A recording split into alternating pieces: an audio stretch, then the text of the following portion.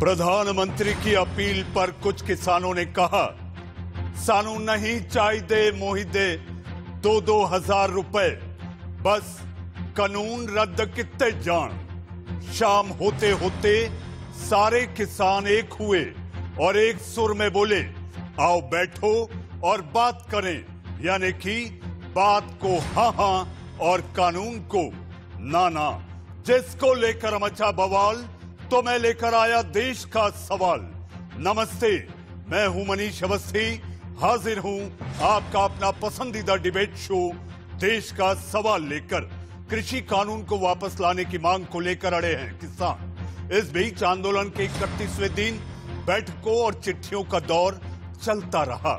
सुबह सरकार ने 40 किसान संगठनों को चिट्ठी लिखते हुए बैठक करने की मांग की, जिसके बाद किसानों ने सिंघू बॉर्डर पर इसको लेकर एक मीटिंग की। इस मीटिंग में सरकार की चिट्ठी को लेकर कई घंटों तक चर्चा हुई। मीटिंग में किसानों ने आगे की रणनीति पर भी चर्चा की और किसानों की इस मीटिंग के बाद एक बड़ी खबर निकलकर सामने आई। किसानों ने प्रेस कॉन्फ्रेंस कर बताया कि उन्होंने सरकार को एक चिट्ठी लिखी है। किसानों ने चिट्ठी के जरिए 29 दिसंबर को एजेंडा भेजा है। चिट्ठी में किसानों ने सरकार से 29 दिसंबर की सुबह 11 बजे बैठक के लिए कहा है। साथ ही किसानों ने चिट्ठी के जरिए सरकार को बैठक के 4 एजेंडे भी बताए। इस वक्त की सबसे बड़ी खबर कि किसानों के प्रतिनिधियों और भारत सरकार के बीच अगली बैठक 29 दिसंबर 2020 ट्यूसडे है, मंगलवार 29 दिसंबर 2020 को सुबह 11 बजे आयोजित की जाए। बैठक का एजेंडा निम्नलिखित और नीचे दिए हुए क्रम में हो। एजेंडा का सीक्वेंस क्या हो वो हम बता रहे हैं, क्योंकि सरकार कहती है नहीं आप बता दो मुद्दे क्या है, हम बात कर लेंगे। लो जी हम बता देते हैं फिर क्या एजेंडा होना चाहिए। एजेंडा आइटम नंबर 1, 3 केंद्रीय कृषि कानूनों को रद्द या निरस्त करने के लिए अपनाए जाने वाली क्रियाविधि, मोडेलिटीज क्या हो रिपील करने के लिए, agenda item number 1। Item number 2, सभी किसानों और कृषि वस्तुओं के लिए राष्ट्रीय किसान आयोग जिसे हम स्वामीनाथन कमीशन भी कहते हैं, द्वारा सुझाए लाभदायक एमएसपी पर खरीद की कानूनी गारंटी देने की प्रक्रिया और प्रावधान। एमएसपी की लीगल गारंटी देने की मैकेनिज्म क्या होंगे और प्रोसीजर्स क्या होंगे, आइटम नंबर 2। 3, राष्ट्रीय राजधानी क्षेत्र और आसपास के क्षेत्रों में वायु गुणवत्ता प्रबंधन के लिए आयोग अध्यादेश 2020, सरकार का नाम है जी, लंबा माफ करना। इसमें ऐसे संशोधन जो अध्यादेश के दंड प्रावधानों से किसानों को बाहर करने के लिए जरूरी हैं। ये पराली वाला जो मामला है उसमें किसानों पे पेनल्टी का जो प्रोविजन है उसको इससे कैसे बाहर किया जाए, ये आइटम नंबर 3। और चौथा आइटम है किसानों के हितों की रक्षा के लिए विद्युत संशोधन विधेयक 2020 के मसवदे में जरूरी बदलाव। इलेक्ट्रिसिटी बिल जो है उसका क्योंकि ड्राफ्ट है, उसमें किसानों के इंटरेस्ट को कैसे प्रोटेक्ट किया जाए, उसमें क्या मॉडिफिकेशन हो, ये 4 हम एजेंडा चाहते हैं और इसी सीक्वेंस में चाहते हैं। आप सुन रहे थे योगेंद्र यादव को। इस बीच एक और बड़ी खबर आपके टीवी स्क्रीन पर। किसान आंदोलन के बीच बीजेपी को एक और झटका। आरएलपी अध्यक्ष हनुमान बेनीवाल ने एनडीए का छोड़ा साथ, एनडीए को किया बाय बाय। कृषि कानून के विरोध में एनडीए छोड़ रहा हूं, हनुमान बेनीवाल ने कहा। मेरी मौजूदगी में कानून पास नहीं हुए, संसद में मौजूद होता तो बिल फाड़ देता। राजस्थान के नागौर से सांसद हनुमान बेनीवाल जी ने आज इस्तीफा दिया है, हम बात करेंगे। सर आपने जो इस्तीफा दिया है तो आगे क्या अपील? मैं कई दिनों से एनडीए छोड़ने के लिए अमित शाह जी को मैंने पत्र लिखा था और देश का किसान जवान भी कहता था कि मैं एनडीए के अंदर नहीं रहूँ। सरकार किसानों की कैसे नहीं है, किसानों की सुन नहीं रही है, इसलिए हमने आज एनडीए छोड़ने का फैसला किया। और सिर्फ कृषि बिलों के खिलाफ मैं हूँ, बाकी तमाम बिलों पर मैंने सरकार का साथ दिया था, धारा 3 और मैं एनडीए छोड़ चुका हूँ, लेकिन कांग्रेस पार्टी का भी साथ देने को देश और प्रदेश का। जी हां, कृषि कानूनों को लेकर एनडीए को ये दूसरा झटका। अकाली के बाद आरएलपी के हनुमान बेनीवाल ने भी एनडीए का छोड़ा साथ। अब ऐसे में कई सवाल उठने लाजमी हैं। क्या 7वें राउंड की बातचीत से खत्म होगा गतिरोध? कृषि कानून पर अड़े किसान, आखिर कैसे निकलेगा समाधान? बैठक के लिए किसानों का एजेंडा क्या मानेगी सरकार? इन्हीं सारे मुद्दों को लेकर मचा है बवाल। तो मैं लेकर आया हूं देश का सवाल। देश का सवाल में मेरे साथ मेहमानों का पैनल है। आपके अपने टीवी स्क्रीन पर जाने पहचाने चेहरे। लगातार आप इनको अपनी बात, अपने पार्टी की बात, अपने पार्टी का पक्ष रखते हुए आपने देखा और सुना होगा आपके टीवी स्क्रीन पर। जी हां, कांग्रेस के सरल हृदयी और संवेदनशील प्रवक्ता अभय दुबे जी। जी हां अभय जी, आप हमारे साथ हैं। मुझे जानकारी है कि आप देश का सवाल में आए हैं तो कृषि कानूनों के साथ साथ और भी सारी बातों का अध्ययन करके आप आते हैं। आप पढ़ते लिखते हैं और बहस में आप अपनी राय और पार्टी का पक्ष जोरदार तरीके से रखते हैं। हमारे साथ मुस्कुराते हुए बैठे ऐसे किशोर तिवारी जी विदर्भ के इलाके से आते हैं। किसान की बात रखते हैं, किसान नेता कहने से बचते हैं, खुद को किसान कार्यकर्ता कहलाने में फक्र समझते हैं। ऐसे किशोर तिवारी जी इन दिनों शिवसेना की भी भूमिका में आप दिखाई देते हैं। आपके विचारों में गंभीरता है, लेकिन जवाबों में आपके किशोर अवस्था का तेज और ऊर्जा भी दिखाई देती है। हमारे साथ इम्तियाज अहमद अंसारी साहब, आप जेडीयू के नेता हैं, आप हमारे साथ जुड़े हुए हैं। जी हां, कृषि कानूनों को लेकर बिहार में भी इसको लेकर बात हो रही है कि आखिर बिहार में किसानों के क्या हाल हैं? क्या किसान वहां खुशहाल हैं या बदहाल हैं? आखिर सरकार बिहार की बात क्यों नहीं करती? इसको लेकर भी लगातार सवाल उठते रहे हैं। हमारे साथ नजमुल शाकिब साहब, आप पीडीपी नेता हैं, आप कश्मीर से हमारे साथ जुड़े हैं, आपका भी स्वागत है। लेकिन इससे पहले कि मैं बहस की ओर आगे बढ़ूं, सीधा आपको लिए चलता हूं सिंघू बॉर्डर, जहां से मेरे सहयोगी ऐश्वर्य जैन हमारे साथ मौजूद हैं। ऐश्वर्य, चिट्ठी का खेल चल रहा था। आज पहली बार किसानों के संगठनों ने भी सरकार की चिट्ठी का जवाब दिया। प्रधानमंत्री की अपील पर क्या किसानों का दिल पसीजता हुआ आपको दिखाई दे रहा है?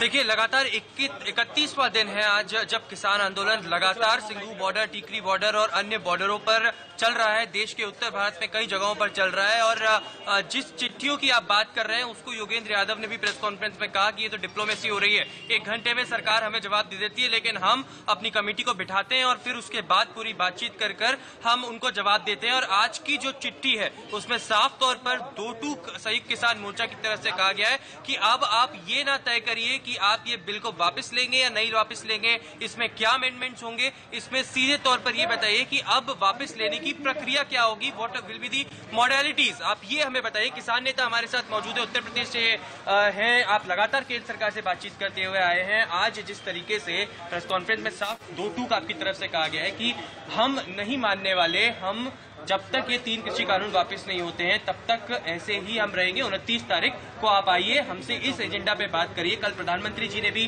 कहीं ना कहीं जब 6 राज्यों के किसानों से बातचीत करी तो उसके बाद कहीं लगता नहीं है कि कोई रास्ता खुलता हुआ आपको नजर आ रहा है। कहीं पॉजिटिव आप अप्रोच देखते हैं इसको? मैं उत्तर प्रदेश से हूँ, हरपाल सिंह बुलारी।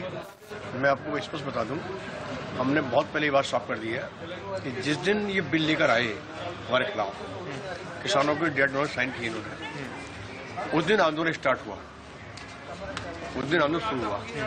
और अब आंदोलन समाप्त उस दिन हुआ जिस दिन बिल वापस लेगी।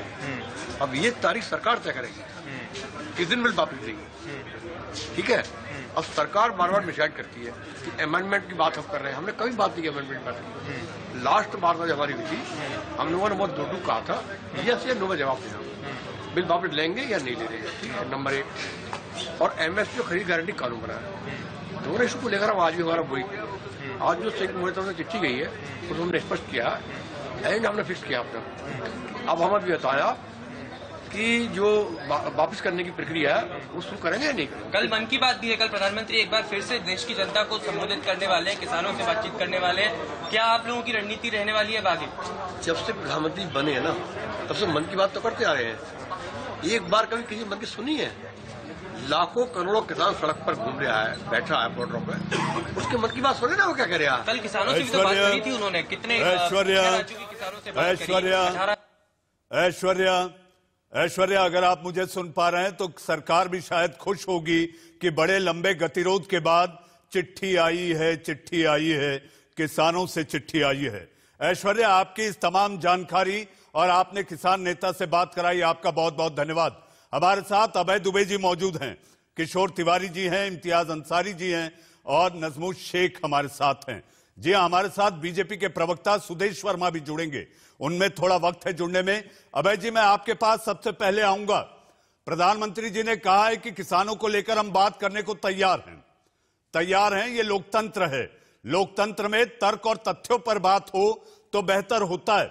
ये बात कल की थी। आज की बात यह है कि उन्होंने एक और बात कह दी कि भाई अगर लोकतंत्र है तो लोकतंत्र कैसे चलता है और लोकतंत्र में नेतृत्व कितना मैटर करता है। कश्मीर में डीडीसी चुनाव भी करा दिए और डीडीसी चुनाव के साथ साथ कृषि को जोड़ते हुए केवल ये भारत है जो बातचीत के जरिए सारी चीजें करवाता है, लेकिन आप लोग लगातार उन पर तीर चला रहे हैं।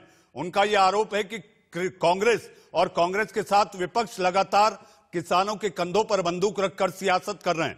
अभय जी, देखिए, भारतीय जनता पार्टी की सरकार ने निशाना साध कर किसानों की आजीविका की हत्या कर दी और हम पर आरोप लगा रहे हैं। प्रधानमंत्री जी के स्मृति पटलों को चिन्हित कराना चाहता हूं। प्रधानमंत्री 6 सालों में पार्लियामेंट में आप देवेगौड़ा जी से भी कम बोले हैं। वो 2 साल प्रधानमंत्री थे और 22 उद्बोधन उनके पार्लियामेंट में थे। अटल जी से सीख ले ली होती, वो 6 साल में 77 बार बोले। क्यों? क्योंकि वहां अकाउंटेबिलिटी फिक्स होती, वहां जवाब देना होता है, इसलिए प्रधानमंत्री जी वहां नहीं बोलते। प्रधानमंत्री जी ने किया भी ये कि बीते 6 सालों में पहला जो लोकसभा का इनका कार्यकाल था उसमें 25% सिर्फ विधेयकों को स्टैंडिंग कमेटी को भेजा, जो कि पहले 71% आंकड़ा हुआ करता था। इस बार प्रधानमंत्री जी एक भी विधेयक को आपने स्टैंडिंग कमेटी को भेजा। इस कानून को कह रहे थे हम अंत तक कि सिलेक्ट कमेटी को भेजिए, तो वहां पर अनैतिक तरीके से आपने इस कानून को पास कर दिया। आपने किसानों से पहले चर्चा क्यों नहीं की? पहले वो आपसे बात करना चाहते थे कानून बनने के पहले, आपने नहीं की। आपने पहला संवाद उनसे किया आंसू गैस के बम के साथ, कड़कड़ाती ठंड में पानी की बौछारों के साथ प्रधानमंत्री जी बर्बरता से उनको मारा। अब आप थका दो और भगा दो की नीति पर काम कर रहे हैं। आप नहीं चाहते कि आपने चंद पूंजी को लाभ पहुंचाने का एक कानून बनाया है। मैं सिर्फ 3 उदाहरण आपको देता हूं। एक तो इसेंशियल कमोडिटी एक्ट का सेक्शन 2(1) में 1A ऐड कर दिया और ये तय कर दिया कि असीमित मात्रा में संग्रहण की अनुमति होगी। कब? जब तक फल सब्जियों के भाव 100% नहीं बढ़ जाते और अनाज के भाव 50% नहीं बढ़ जाते। यहां तक तो ठीक है। इसके बाद जो फूड प्रोसेसर्स हैं, जैसे अडानी साहब का हिंदुस्तान का सबसे बड़ा फूड पार्क है अहमदाबाद में, रिलायंस का देहरादून में है, मुंबई में है, उनको असीमित मात्रा में संग्रहण की अनुमति ठीक है आपने दी। तब किसान कहता है कि अगर उनको छूट दी तो हमें निजी क्षेत्र की खरीद को भी समर्थन मूल्य लागू कीजिए। 2 रिपोर्ट स्वयं मुख्यमंत्री नरेंद्र मोदी जी ने की थी 2011 में कि आप निजी क्षेत्र में भी अनिवार्य कीजिए समर्थन मूल्य। इतना ही नहीं, उन्होंने तो ये तक सिफारिश की थी कि जमाखोरी के खिलाफ सीआरपीसी में ये नॉन बेलेबल ऑफेंस बनाइए जो जमाखोरी करते हैं। और अब आपने उनको छूट दे दी। आपने उनके न्यायालय के जाने के अधिकार से भी उनको वंचित कर दिया। सीआरपीसी के सेक्शन 9 में वो जा सकता था। आपने कहा कि पहले एसडीएम की कोर्ट समझौता बोर्ड को भेजेगी, वो वहां से तय नहीं होता है तो एसडीएम की अथॉरिटी 30 दिन में तय करेगी, वो नहीं होता है तो कॉम्पिटेंट अथॉरिटी कलेक्टर की 30 दिन में, नहीं तो 60 दिन ज्वाइंट सेक्रेटरी, अब 90 दिन तक वो कोर्ट नहीं जा सकता। अभय जी, मैं आपसे ये कहना चाहूंगा, आप ये मत कहिएगा मेरे इस सवाल पर कि आप तो बीजेपी की बोली बोल रहे हैं, क्योंकि बीजेपी प्रवक्ता अभी तक है नहीं। मैं वही कहूंगा जो कल कहा गया। उन्होंने तो आप पर आरोप लगाया कि आप लोग दोगली राजनीति कर रहे हैं। केरल की मंडी को लेकर आप लोग कुछ नहीं कह रहे। वहां पर एपीएमसी की बात होनी चाहिए, उस पर आप शांत रहते हैं। लेकिन अभय जी, एक बड़ी खबर यह है कि बीजेपी के प्रवक्ता सुदेश वर्मा भी जुड़ गए। तो मैं सुदेश जी को लाऊंगा, ये मैं सवाल नहीं करूंगा। मैं इस सवाल का जवाब देना चाहता हूं। मैं इस सवाल का जवाब दे दूं पहले मनीष। देखिए, ये मैं बहुत दिन से अलग अलग भारतीय जनता पार्टी के प्रवक्ताओं से ये प्रश्न सुन रहा हूं।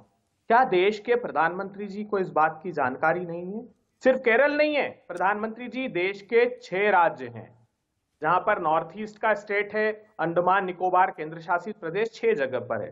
केरल में मैं पूछना चाहता हूं क्या पैदा होता है प्रधानमंत्री जी? रबर, नारियल, कॉफी, चाय। वहां धान होता है जो प्रिक्योर किया जाता है, 4 लाख मेट्रिक टन धान का प्रिक्योरमेंट किया। तो बेसिक फसल वो है ही नहीं जिसका समर्थन मूल्य तय किया जाता है। प्रधानमंत्री जी को बिहार का उदाहरण देना चाहिए था। वहां पर 2006 में एबॉलिश हुआ एपीएमसी एक्ट। वहां के हालात क्या हैं 10 सेकंड में सिर्फ मैं समराइज कर देता हूं। 61 लाख मेट्रिक टन गेहूं का उत्पादन हुआ, सिर्फ 5000 मेट्रिक टन नीतीश बाबू ने खरीदा 1002 किसान से, 65 लाख किसान है। मक्का का एक दाना नहीं खरीदा। कल्पना कीजिए, मक्का का किसान हाई कोर्ट गया, गुहार लगाता रहा। इंटरनेशनल पॉपुलेशन इंस्टीट्यूट की स्टडी बताती कि वहां 50% घरों का कम से कम एक सदस्य पलायन करता है कृषि मजदूर के रूप में काम के लिए दूसरे प्रदेशों में। ये बिहार की स्थिति है। आखिरी बात, नाबार्ड की 2015-16 की मोदी सरकार की रिपोर्ट कहती है कि सबसे बदतर स्थिति में बिहार का किसान पहुंच प्रधानमंत्री जी। और जी, आप जिस दिन भाषण दे रहे थे अभय जी, मैंने बहस की शुरुआत में ही ये बात को जिक्र किया था। मैंने बहस की शुरुआत में ही इस बात का जिक्र किया था कि बिहार भी चर्चा में आएगा और हमारे साथ बिहार से जेडीयू के नेता भी हैं। अभय जी, हमारे साथ बीजेपी के प्रवक्ता सुदेश वर्मा जी भी जुड़ चुके हैं। सुदेश जी, आप भले ही देर से जुड़े, लेकिन आपको जितनी बातें अभी अभय जी ने कही है, हो सकता है आप कह दें ना तर्क है ना तथ्य है, बेसिर पैर की बातें। मैं बोलूं, देखिए मनीष जी, आपने जो बताया बिल्कुल सही बात है। चाहे 1 केजी खरीदा जाए, चाहे 1 क्विंटल खरीदा, चाहे 1 लाख क्विंटल खरीदा जाए, मुद्दा यह है कि एपीएमसी मार्केट के लिए रिमूवल की बात किसने की थी? इन सारे नेताओं ने की थी, जो आके अभी आपको बता रहे हैं कि नहीं एपीएमसी मार्केट से बिहार का गड़बड़ाया। तो वो हमारे आने से गड़बड़ाया कि पहले गड़बड़ाया था, ये बताइए। हम केंद्र सरकार में आए, जो आए उसके पहले था ना कि आपको हमारे के आने के बाद सूझ हो गई बिहार के बारे में। देखिए, यही कारण है कि प्राइवेट मंडी जब होगी तो वो जो फसल का दाम नहीं मिल रहा है तो दाम मिलेगा। प्राइवेट मंडी जब होगी तभी खरीदेगी। आप जो बात अभय जी आ रहा हूं, टमाटर को मौका दिया जाना चाहिए। मैं बोल दूं थोड़ा सा, टमाटर आप बोल लीजिए, मैंने आपकी बात रख दी अभय जी के पास। जी, जैसे टमाटर होता है तो टमाटर जो है जब सीजन में बहुत ज्यादा हो जाता है तो बहुत बार किसान को लगता है कि 1 रुपए केजी हम टमाटर बेचे ही नहीं, इसको खेती में ही हम गला दें। वो क्यों करते हैं? क्यों टमाटर का भाव नहीं मिलता?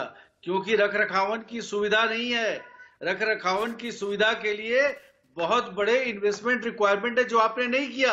अभी तो हमने 1 लाख करोड़ रुपया का इन्वेस्टमेंट का बात किया। अभी हंस क्यों रहे हैं आप? अभी तो आपको आईना दिखाना बाकी है। अरे सुनिए ना, सच्चाई पहले सुनिए, पहले सच्चाई सुनने का बूता रखिए और उसके बाद बताइएगा। हम यहाँ पर सुनने के लिए आए हैं। आप एक बात बताइए कि क्या कारण था कि 2019 में, ये तो लेटेस्ट है ना, 2006 में कुछ हुआ, 2012 में कुछ हुआ, वो तो 10 साल का डिफरेंस हो गया। लेकिन 2019 के मैनिफेस्टो में जो आपकी मैनिफेस्टो कमेटी थी उसने कहा था कि रिफॉर्म होना चाहिए, बिचौलियों को हटाना चाहिए, मार्केट को खोलना चाहिए। ये आपने क्या सोच के बोला था?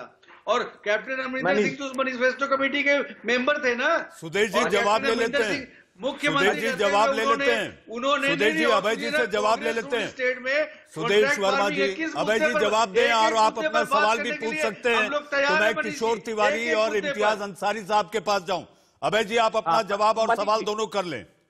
मनीष जी देखिए, ये मैं बिल्कुल इस बात के पक्षधर कांग्रेस तब भी थी और आज भी है कि रिफॉर्म्स होना चाहिए, एग्रीकल्चर रिफॉर्म्स।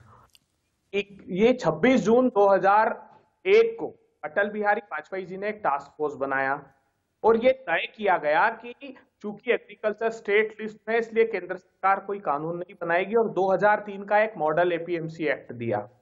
उसको अटल जी की सरकार और मनमोहन सिंह जी की सरकार लगातार इंप्लीमेंट करा रही थी। और आज मैं एक खुलासा करता हूं कि 15 से 25 राज्य ऐसे हैं जिन्होंने इनको अडॉप्ट किया और इस कानून के जो 6 प्रमुख प्रोविजन है सुदेश वर्मा जी, वो इंप्लीमेंटेड हैं इन राज्यों के साथ। दूसरी बात, एक मॉडस ऑपरेंडी आप समझने की कोशिश कीजिए, आप विद्वान प्रवक्ता हैं बीजेपी के। अभी आपने छोटा सा उदाहरण आलू टमाटर का दिया, जानते हैं क्या हाल है? अभी आलू का किसान ये गुहार लगा रहा है, मोदी जी को चिट्ठी लिखी कि मोदी जी हमारी 40 रुपए का बीज है, 10 से 12 रुपए की कीमत आ गई है आलू की, और आपने 10 लाख मेट्रिक टन भूटान से इंपोर्ट करने का ऑर्डर दे दिया। मक्का का किसान जब रो रहा था, 710 रुपए में मक्का बिक रहा था, तब 5 लाख मेट्रिक टन इंपोर्ट का ऑर्डर दे। और ये जो आप कहते बार बार कि हमने मैनिफेस्टो में लिखा था, अरे साहब, एपीएमसी स्टेट एक्ट है, उसको कोई केंद्र सरकार, केंद्र की पार्टी अपने मैनिफेस्टो में रखकर एबॉलिश नहीं कर सकती। आपने उदाहरण जो बिहार का मैं दे रहा था और केरला की बात बार हो रही थी, तो ये हमको एक एग्जाम्पलरी लेना चाहिए। हमारे पास एक पायलट प्रोजेक्ट था बिहार का, तो प्रधानमंत्री जी को चाहिए था कि उससे हम सीख लेते। और जिस दिन वो मध्य प्रदेश में भाषण दे रहे थे मनीष जी, उस दिन मध्य प्रदेश की सरकार की एक रिपोर्ट आई। आखिरी अभय जी, बीजेपी को कोफ्त है कि जिस अंदाज और तरीके से आप समझा रहे हैं, काश कि आपके नेता भी यहां पर जाकर सरकार को बताते और समझाते। राष्ट्रपति को 2 करोड़ हस्ताक्षर का ज्ञापन देने से क्या होगा अभय जी? देखिए, तो प्रजातांत्रिक तरीका में आखिरी बात कहता हूं, जिस दिन प्रधानमंत्री जी मध्य प्रदेश में भाषण दे रहे थे मनीष जी, बहुत गंभीर बात है, 269 वहां पर कृषि उपज मंडी है, उसमें से 47 ऐसी थी जिसमें रिपोर्ट आई कि नॉन अराइवल है, एक दाना भी खरीदा बेचा नहीं गया, और 140 मंडियां ऐसी है जिसमें व्यापार 50% रह गया। जी अभय जी, हमारे बीच एक किसान नेता महाराष्ट्र से, और खासकर किसानों के बीच जिस व्यक्ति ने काम किया, ऐसे किशोर तिवारी इन दिनों शिवसेना की भूमिका रख रहे हैं, लेकिन वो पहले किसान कार्यकर्ता कहलाना ज्यादा पसंद करते हैं। हमारे साथ किशोर जी हैं। किशोर जी, आखिर किसान राजी हो गए, सरकार से बात करेंगे, 7वें दौर की बातचीत होगी, समाधान निकलेगा या नहीं? क्योंकि किसान भी अड़ा बैठा है। किसान कह रहा है 4 मांगे पूरी होंगी तो बात मानी जाएगी, वरना जहां के तहां। पहला सवाल ये। दूसरा किशोर जी, दूसरा सवाल ये, आप जिस पार्टी की पैरवी करते हैं, उन्होंने आज अखबार में जिनके साथ मिलकर आप सरकार चला रहे हैं, उनके नेता पर टिप्पणी की है, कमजोर नेतृत्व है, पवार साहब के हाथ में नेतृत्व आ जाना चाहिए। दोनों चीजों के जवाब चाहिए किशोर जी। देखिए, आपने पहले मनीष जी योगेंद्र यादव का सुना कि जिन्होंने जो 4 शर्तें रखी है कि भाई इन शर्तों को सामने रखकर ही चर्चा की जाए। पहली शर्त थी कि ये कानून ही निरस्त किए जाए। दूसरी शर्त है कि एमएसपी जो है स्वामीनाथन जी ने जो कहा है C2+, तो वो वाली भी रखो, उसके लिए कानूनन प्रोविजन करो। तीसरी उन्होंने मांग रखी कि ये जो प्रदूषण होता है उसमें किसान को एग्जाम करो। और चौथी बात थी कि जो बिजली के बिल में सख्तियां आई है उस पर बात करो। सरकार ने कहा ही है कि हम ये जो जलाया जाता है, प्रदूषण होता है, उस पे बात करेंगे, बिजली के बिल पे करेंगे, लेकिन सरकार जाके अड़ी है कि हम सुधार जो लाए हैं वो विड्रॉ नहीं करेंगे और रिपील नहीं करेंगे। दूसरा, खुली बाजार व्यवस्था के अंदर, जैसा अभय दुबे साहब ने बोला और बीजेपी के प्रवक्ता ने भी बोला, तो 2001 का जो टास्क फोर्स था उसके रिकमेंडेशन, और टास्क फोर्स भी शरद जोशी जी का था। तो ये लोगों ने, यानी आप एनडीए लो या यूपीए लो, ये दोनों पार्टियां खुली अर्थव्यवस्था में काम करती थी और सुधार इन दोनों ने लाए थे। महाराष्ट्र एक ऐसा स्टेट है जहां 2009 से इनके सुधार आने लगे। 10 में तो मंडियां भी खुली कर दी गई और सारे सुधार हमारे यहाँ 2006 के अंदर प्राइम मिनिस्टर साहब जो मेरे गांव आए थे, तब उन्होंने जो पैकेज दिया था उसमें कारपोरेट खेती थी, यानी मनमोहन सिंह की बात कर रहा हूं।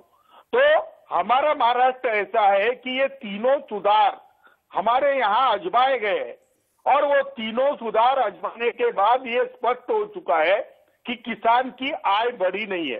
तो बीजेपी जो कहती है कि किसान की आय दुगनी करने के लिए हमने जो सुधार लाए हैं, तो मैं आंकड़ों के साथ उनके पास रखना चाहता हूं कि इन सुधारों से आय बढ़ी नहीं है।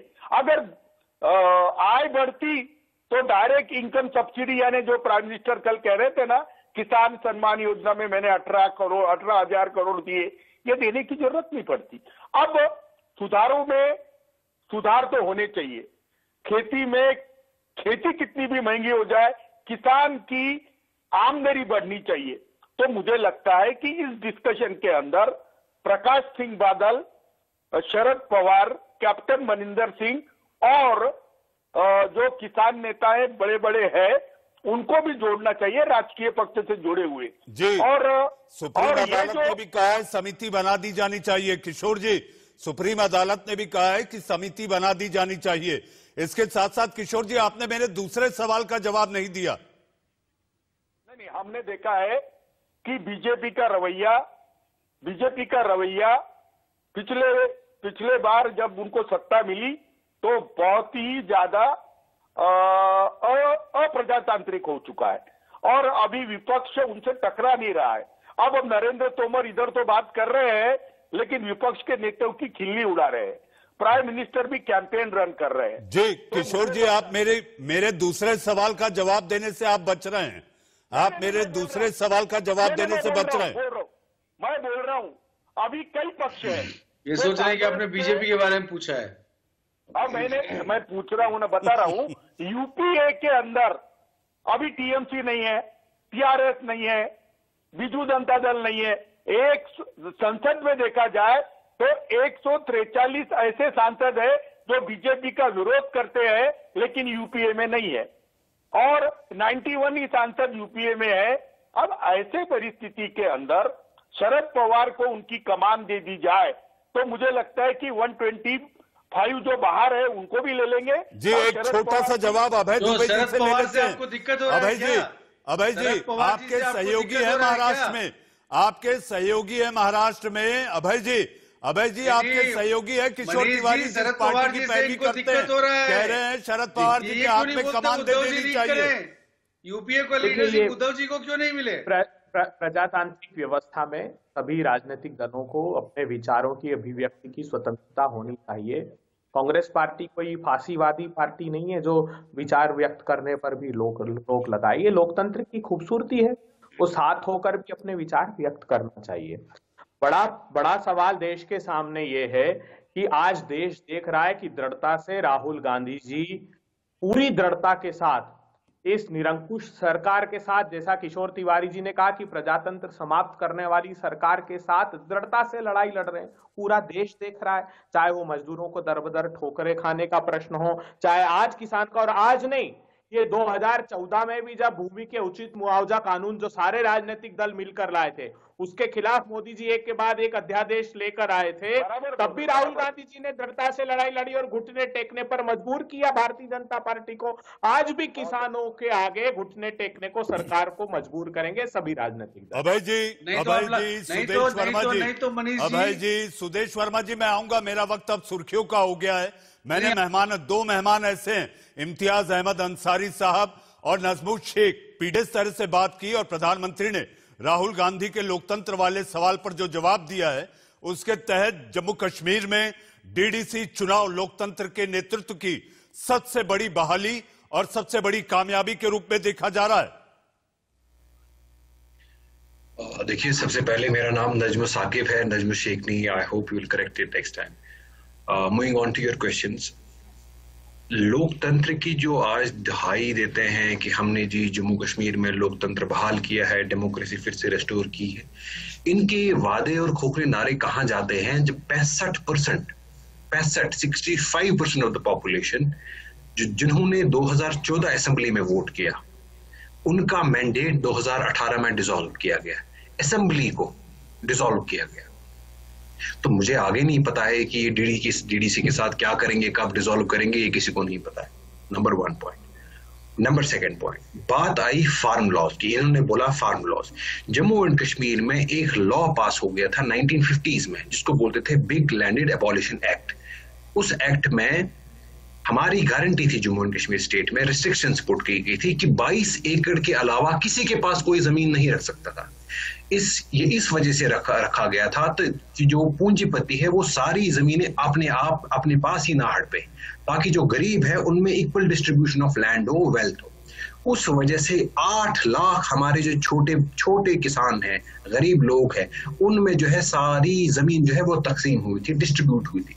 ये जो सब कॉन्टिनेंट का सबसे पहला ऐसा एग्रेरियन रिफॉर्म था। क्या हुआ? अगस्त 5 के बाद सबसे पहले इन्होंने लॉ कौन सा एबॉलिश किया? Big land abolition act. क्यों? क्योंकि इनको कॉर्पोरेट्स को बेनिफिट देना था। ये जो है हमारी जो गवर्नमेंट जो बीजेपी है, ये एक फ्रंट है, ये पॉलिटिकल फ्रंट है फॉर बिजनेस एंटरप्राइजेस। शाकिब साहब, बात हो रही है लोकतंत्र के बहाली की। आपकी नेता ने तो यहां तक कह दिया था, न तिरंगा हाथ में थामेंगे, न तिरंगे के नीचे चुनाव की किसी प्रक्रिया में हिस्सा लेंगे। ये लोग तिरंगे तो आरएसएस वाले 70 साल उन्होंने अपने नागपुर में नहीं चढ़ाया। ये हमें तिरंगा क्या सिखाएंगे? इनको तिरंगा हम इनसे सबक नहीं लेंगे। तिरंगे हमने 10,000 लोग हमने अपने शहीद किए हैं तिरंगे के लिए। ये हमें तिरंगे का सबक ना पड़ा है। इन्होंने 1 साल कश्मीर के लोगों को जेल में डाला, इन्होंने यहाँ की लीडरशिप को जेल में डाला। ये हमें डेमोक्रेसी के लेसन्स ना दें। आइए सुदेश जी आप अपनी बात रख सकते हैं। मैं इम्तियाज अहमद साहब के पास फिर बाद में चलता हूं, आप अपनी बात रखें। जब आईसिस का झंडा फहरा था और जब पाकिस्तान की जय होती थी, जब हमारे सेना के लोग मारे जाते थे, इनोसेंट आदमी मारे जाते थे, तो आपने उंगली नहीं उठाया। आप उसको डिफेंड करते थे आजादी के नाम पर। और आज जब सब कुछ सही होने जा रहा है तो आपको लोकतंत्र और प्रश्न चिन्ह लगाया जा रहा है। अगर आपके मुताबिक चला जाए तो फिर तो जितनी भी सरकार रही है केंद्र में, किसी न किसी कारण से अगर किसी स्टेट गवर्नमेंट को डिसमिस किया है, सबसे आगे कांग्रेस रही है, तो लोकतंत्र तो था ही नहीं। और लोकतंत्र नहीं था, उसके बाद भी टीवी पर आके आप गाली देते जाइए। लोकतंत्र यही तो होता है कि हमारे आइडियोलॉजी से आप सहमत न हो, फिर भी डेमोक्रेटिक पार्टिसिपेशन हो, लोगों के बीच में जाइए। छोटा जवाब शाकिब साहब, मुझे अंसारी साहब के पास जाना है। छोटा जवाब नजमुल शाकिब जी, छोटा जवाब। हुर्रियत वाले बाइकआउट करते थे और इनकी हिम्मत नहीं होती थी आने के लिए, सब घर में दुबके रहते थे। सुदेश जी जवाब ले लेते हैं। सुदेश जी जवाब ले लेते हैं। हमारी बहस किसानों पर है। सुदेश जी हमारी बहस किसानों पर है जी। और वहाँ के किसान ने तो बता दिया कैसे नजमुल शाकिब आप अपना जवाब दें, फिर मैं अंसारी साहब के पास चलूं। देखिए, ये हमें जब जम्मू कश्मीर में 10,000 स्टोन पेल्टर रिलीज हो गए तब ये हमारे साथ हुकूमत में थे। जब रमजान सीज फायर हो गया तब ये हमारे साथ हुकूमत में थे। जब इन्होंने इंटरलॉक्यूटर अपॉइंट किया तब ये हमारे साथ हुकूमत में थे। जब पाकिस्तान प्राइम मिनिस्टर चले गए तब ये हमारे साथ हुकूमत में थे। जब NSAs पाकिस्तान चले गए तब ये हमारे साथ हुकूमत में थे। ये इनके दोगलापन आप देखते हैं कैसा है। जब हम इनके साथ होते हैं तो हम नेशनलिस्ट होते हैं, जब हम इनके साथ दूर चले जाते हैं तो एंटी नेशनल होते हैं। अरे आप हिपोक्रेसी ना समझाए हमें, हम आपको जानते हैं। हमने आपके साथ 3 साल हुकूमत चलाई है। आप अपने नेशनलिस्ट के लेसन अपने पास रखिए। सुदेश जी इम्तियाज अहमद अंसारी साहब के पास चलते हैं। आप ही के अपने हैं, मुझे लगता है आप उन्हें बोलने का मौका देंगे। जेडीयू से हैं अंसारी साहब, बात हो रही है, जब भी बात होती है बीजेपी कहती है कि केरल में कांग्रेस ने क्या किया, तो बात आती है बिहार पे। बिहार के किसानों की बदहाली, बिहार के किसानों के साथ जो हुआ, जैसा अभी अभय दुबे जी भी कह रहे थे, तो आपको लगता है बिहार का किसान खुशहाल है? जी नहीं, हम देखिए अभय दुबे जी क्या कह रहे थे, हम उनकी बात से इत्तेफाक नहीं रखते। हम जो बात करते हैं ऑन रिकॉर्ड बात कर रहे हैं, ऑन रिकॉर्ड आप उसको चेक भी कर सकते हैं। बिहार में किसानों की जो बदहाली थी 2005 से पहले, सकल घरेलू उत्पाद में बिहार की औसत थी 5.8%, जो राष्ट्रीय औसत से काफी कम 7% कम थी। लेकिन 2005 के बाद जो है किसानों की स्थिति बदली। 2006 में जो है नई कृषि नीति की घोषणा की गई, नीतीश कुमार जी ने किया। बिचौलियों का काम बंद किया, बिचौलियों को बीच से हटाया, कृषि उत्पादन विपणन बोर्ड को भंग कर दिया। उसके बाद 2005 के बाद से आप 2011-12 में बिहार की विकास दर देखेंगे तो मनीष जी 11.7% रही है, जबकि राष्ट्रीय औसत 8.8% रही है। राष्ट्रीय औसत से भी बिहार का प्रतिशत ज्यादा रहा है। हाल के वर्षों में आप देखिएगा तो 2014-15 में बिहार का बढ़कर करके 4.7% रहा, जबकि राष्ट्रीय औसत 3.6% था। पिछले 5 वर्षों में बिहार की कृषि विकास दर 7% रही, जबकि राष्ट्रीय औसत सिर्फ 2% रही। बिहार में 2017 से 18 में काफी डेवलपमेंट किया कृषि के मामले में, 19.2% रहा, जबकि राष्ट्रीय औसत 3.6% था। बिहार को जो है 5 बार केंद्र सरकार की ओर से। जनाब अंसारी साहब, आप पर आरोप है, आप पर आरोप है, आप पर जो बात होती है, विपक्ष जो कहता है वो ये कहता है, बात सारी उंगली उठती है कि कहां क्या हो रहा है, केरल में क्या हो रहा है, लेकिन बिहार में जो किसानों के हाल हैं, जो बदहाली है, इस पर सब गुपचुप और शांत बैठे हैं। जी नहीं, तो आप देखिए, बिहार को कृषि कर्मण पुरस्कार 5 बार मिला, 5 बार मिला। उत्पादन में, गेहूं उत्पादन में 2014-15 में 35.70 लाख टन था गेहूं का उत्पादन, जो 2018-19 में बढ़ करके 64 लाख 66 लाख टन हो गया। 5 बार बिहार को कृषि कर्मण पुरस्कार मिला। मनीष जी, एक सेकंड आप मेरे समय दीजिए। बिहार को 2011-12 में चावल में आपको कृषि कर्मण पुरस्कार मिला, 2012-13 में गेहूं उत्पादन में कृषि कर्मण पुरस्कार मिला, 2015-16 में 16-17 में मक्का में कृषि उत्पादन मिला, 2017-18 में गेहूं के उत्पादन में हमको बिहार को अवार्ड मिला। 5 बार बिहार को अवार्ड मिला उत्पादन में। बिहार का जो औसत है वो राष्ट्रीय औसत से भी ज्यादा है। आपने मक्का जवार सबकी बात कही, सबको पुरस्कार मिला, आपने मखाने पर कुछ नहीं कहा।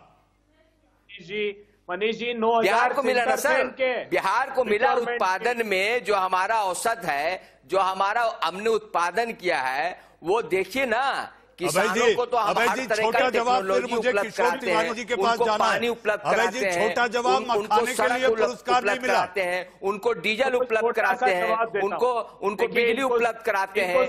किसानों को 9,000 प्रोक्योरमेंट सेंटर थे 2015 में बिहार के, सरकारी कह रहा हूं मैं, अभी हो गए 1,600। और ये जो बता रहे ना 17-18 में एक दाना भी नहीं प्योर किया गेहूं का, 61 लाख मैट्रिक टन वहां पैदा होता है। अभी प्रधानमंत्री कह रहे थे कि आप गलत बात कर रहे हैं। आपने सुना नहीं, पुरस्कारों की पूरी सूची सुना दी। आपने सुना नहीं, पुरस्कारों की पूरी सूची सुना दी। चुनौती दे रहा हूँ, आपको जानकारी नहीं है।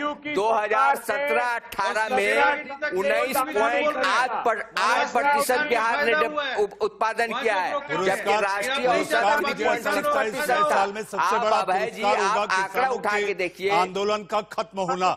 सुदेश वर्मा जी, 7वें दौर की बातचीत से निकलेगा समाधान? बिल्कुल बातचीत से ही निकलेगा। ये कांग्रेसी एक आध बोला है, किसी ने क्या बोला है पता है ना आपको? गिलासों का ढेर उठा देंगे अगर इस तरह की बात करेंगे। यही चाहते हैं ये। अरे ये वायलेंस चाहते हैं, ये चाहते हैं वायलेंस हो। आतंकी है, टुकड़े टुकड़े गैंग बता रहे हैं आप उनको। कितनी शर्मनाक बात है। आप यही चाहते हैं, आप चाहते हैं वायलेंस हो, आप किसानों को भड़का रहे हैं। कहा है कि जो आपके नहीं और आप यहाँ भाषण दिए जा रहे हैं, आपको लोकतंत्र नहीं दिख रहा है। क्या भड़काएंगे? लोकतंत्र में बातचीत से ही होती है, किसानों की शहादत हो गई, 40 सोल्यूशन होता है। इस बात का डिसाइड कर लीजिए पवन केला जी, जब बोल दीजिए कि कानून जो है वो सड़क पर बनेगा, पार्लियामेंट की आवश्यकता नहीं है। बता दीजिए इस बात को आप। एक नया के हाथों में। सुदेश वर्मा जी, मैं बहस के आखिरी पड़ाव में आ गया हूं और एक छोटा सा सवाल किशोर तिवारी जी से। किशोर जी, 31 दिन हो गए इस आंदोलन को, आपको लगता है 29 दिसंबर को जो बातचीत होगी वो फाइनल राउंड की होगी और समाधान निकल जाएगा, रास्ता निकल जाएगा? एक बात मैं अंसारी जी की जो बात है वो सुदेश और दुबे जी के सामने भी रखता हूं। अंसारी जी ने एक बात बोला कि सकल उत्पाद भी बढ़ा दिया था और एग्रीकल्चर का विकास दर भी ऊंचा रहा। उसी वक्त किसानों की आमदनी में बिहार में किशोर जी, मेरे देश के सवाल का वक्त खत्म हो रहा है। अगर ये किशोर जी, मेरे देश के सवाल का वक्त खत्म हो रहा है। सुदेश वर्मा जी, बीजेपी प्रवक्ता सुदेश वर्मा, पीडीपी के नेता नजमुल शाकिब हमारे साथ जुड़े, कांग्रेस के प्रवक्ता हमारे साथ अभय दुबे जी लगातार बने रहे, किशोर तिवारी जी रहे और इम्तियाज अहमद अंसारी साहब रहे। जाते जाते मैं केवल इतना कहना चाहूंगा, जी हाँ, देश का सवाल में किसानों का यह संकट एक बड़ा सवाल है। इतना ही कहना चाहूंगा, 5 दिन बाद 2021 शुरू होने वाला है। हम भी उम्मीद करते हैं, नई उम्मीद, नई उमंग और नई फसल के साथ कृषि के साथ साथ किसान खुशहाल रहे, इसी कामना के साथ आज देश का सवाल में बस इतना ही।